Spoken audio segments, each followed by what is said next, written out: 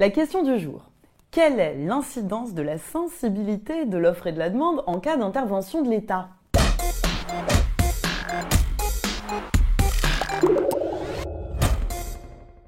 Vous avez appris que le marché concurrentiel conduit à un optimum au sens de Pareto. Il permet de réaliser un surplus social maximal. Surplus social maximal, d'accord, mais Pareto, comme vous dites, ça ne dérange pas qu'il y ait quelques personnes super riches et plein d'autres super pauvres. Exact. La répartition du surplus peut se questionner. L'État pourrait chercher à défendre le surplus des consommateurs et limiter celui des producteurs, ou l'inverse, en encadrant les prix ou en imposant une taxe. Dans les deux cas, les échanges mutuellement avantageux seront limités, le surplus collectif sera réduit, on aura une perte sèche. Si vous avez l'impression que ça fait 5 minutes que je vous parle chinois, 你们现在可以看前面的几集了。 en gros, l'État peut intervenir pour mieux répartir le gâteau, mais on aura un gâteau plus petit. Beaucoup plus petit ou juste un peu plus petit? C'est justement ce qu'on va voir dans cette vidéo. Non, mais moi je préfère un monde égalitaire avec un plus petit gâteau. Ça va, le gâteau toujours plus grand. On vivrait mieux pauvre avec une vraie cohésion sociale que chez nous où quelques gros riches se gavent de gâteaux caloriques toute la sainte journée. D'accord, mais quand vous sacrifiez de l'efficacité pour gagner en équité, ça peut être intéressant de savoir si ce sacrifice il va être lourd ou pas. Donc, qui est le plus sensible ?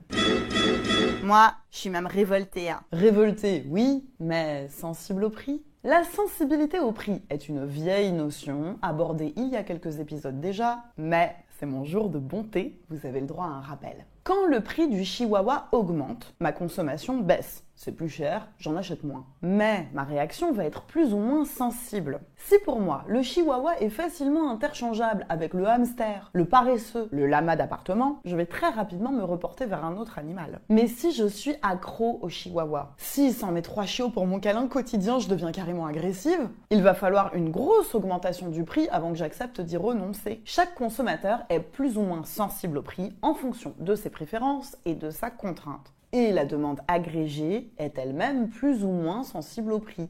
En représentation graphique, une demande rigide tend vers la verticale. Le prix peut varier énormément, la quantité demandée ne bougera pas beaucoup.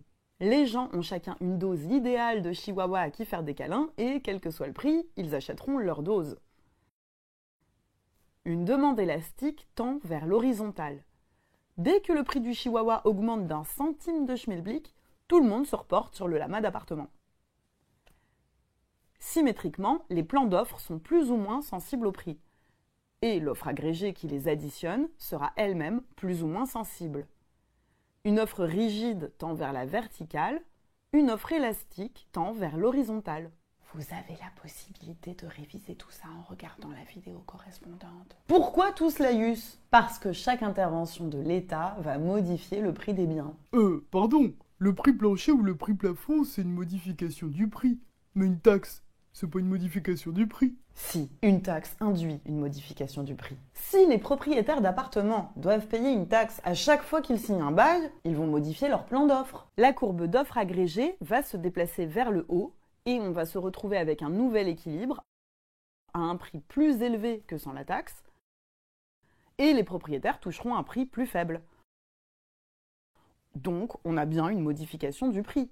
Ah ouais, j'avais pas percuté. La taxe induit donc une modification des plans de demande. Si les consommateurs de chihuahua sont complètement accros et rigides, taxer la vente de chihuahua ne va pas beaucoup réduire les achats de chihuahua. Mais si les consommateurs sont élastiques, quand l'État va taxer le chihuahua, ce qui va mécaniquement faire monter le prix, plus personne n'achètera de chihuahua. Il n'y en aura plus que pour les lamas d'appartement. Même idée du côté de l'offre. Remplaçons les chihuahuas par des appartements. Hasta la vista, baby.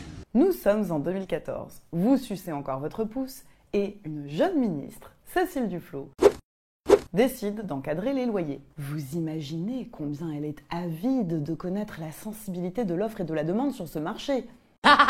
Dans un repère PQ avec les quantités en abscisse et les prix en ordonnée, voici la représentation du prix plafond. Un prix bas de plafond. Exactement. Le prix plafond se situe toujours sous le prix de marché. On a 2 effets négatifs, un excès de demande et une perte sèche de surplus. Penchons-nous d'abord sur l'excès de demande. C'est la différence entre la quantité de logements demandés au loyer imposé par l'État et la quantité de logements offertes à ce prix. En effet, le loyer imposé par l'État est plus bas que celui qui permettrait à l'offre et à la demande de se rencontrer. Il y a trop de demandes, plein de familles cherchent davantage de mètres carrés et pas assez d'offres. Certains propriétaires renoncent à proposer leur logement, ils préfèrent occuper leurs appartements ou placer leur argent ailleurs. L'excès de demande sera-t-il important ? Ça dépend de la sensibilité de l'offre et de la demande. Plus le marché est rigide, moins on aura d'excès de demande. C'est logique. Une demande rigide signifie que les locataires ne réagissent pas tellement à une variation de prix. S'ils ont le nombre de mètres carrés qu'il leur faut, une baisse de loyer ne va pas les conduire à en louer davantage. Ils se contenteront de ce qu'ils avaient déjà. Donc, la demande n'augmente pas tellement. Les propriétaires veulent louer leur logement. Ils ne les retirent pas du marché facilement et l'offre ne baisse pas beaucoup. L'excès de demande est faible. Si au contraire l'offre et la demande sont très élastiques, l'excès de demande est très important et la politique de plafonnement des loyers beaucoup plus problématique. Et si l'offre est rigide mais la demande élastique par exemple, ou le contraire? On sera entre les deux. Mais ce qui compte pour l'État dans cette situation, c'est surtout que l'offre soit rigide. Car si l'offre est élastique, le plafonnement des loyers réduit beaucoup l'offre. On a donc beaucoup moins de logements loués qu'à l'équilibre concurrentiel. Nombreuses sont les familles qui vont se retrouver sans bail. Si l'offre au contraire est rigide, on ne diminue pas tellement la quantité offerte. Donc, même si la demande est élastique et qu'on a un assez grand excès de demande, il est moins grave. Ça veut dire que les locataires auraient aimé louer plus grand compte tenu du nouveau prix, mais au moins on ne va pas mettre des familles anciennement logées à la rue. Moralité, faut pas que les propriétaires soient élastiques. Moi, présidente, j'empêcherais les propriétaires d'avoir plusieurs résidences déjà. Vous savez que les propriétaires sont déjà taxés plus lourdement sur leur résidence secondaire. Tant mieux. Revenons au schéma et intéressons-nous à la perte sèche. En cas de libre marché, le surplus des consommateurs est ici. C'est la différence entre le prix qu'ils étaient disposés à payer et le prix effectivement payé.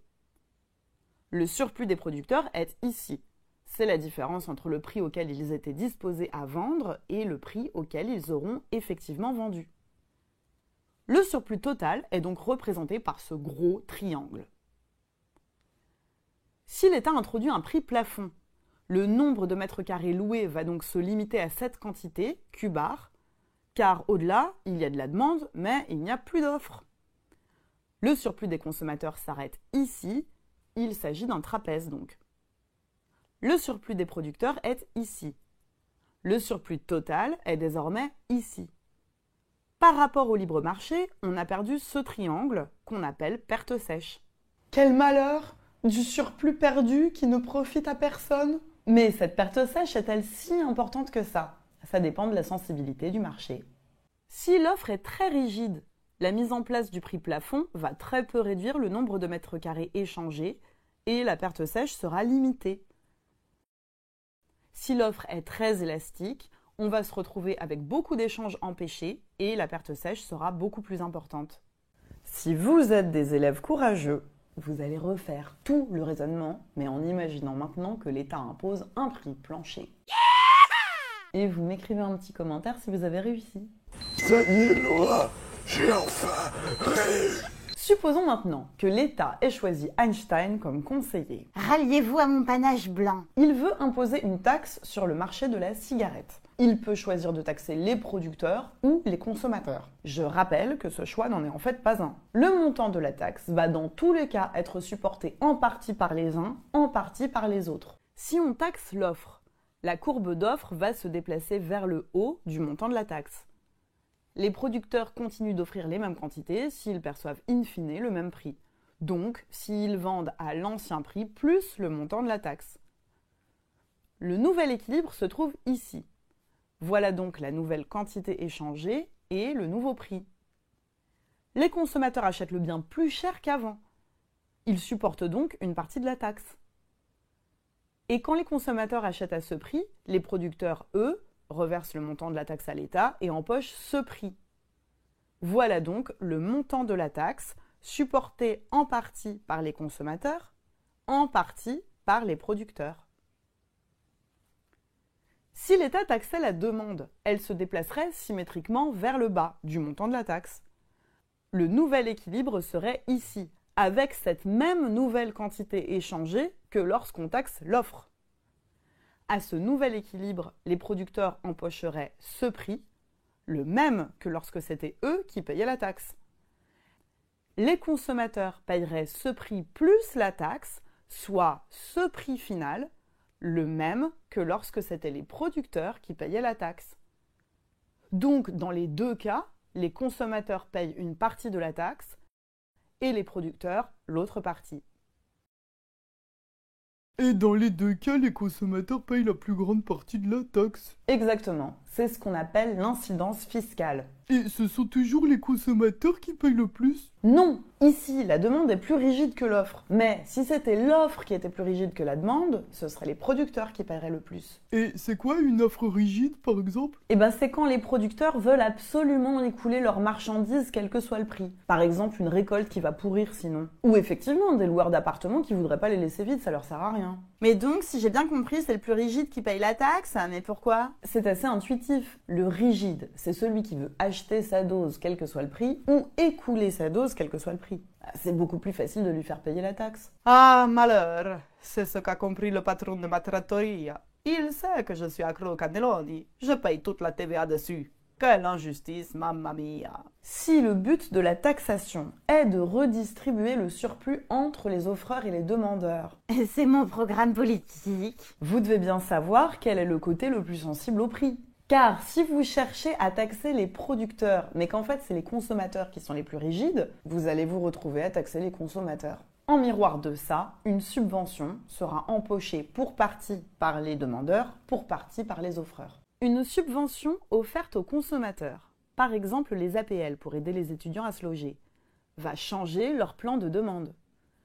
La droite de demande va se déplacer vers le haut du montant de la subvention.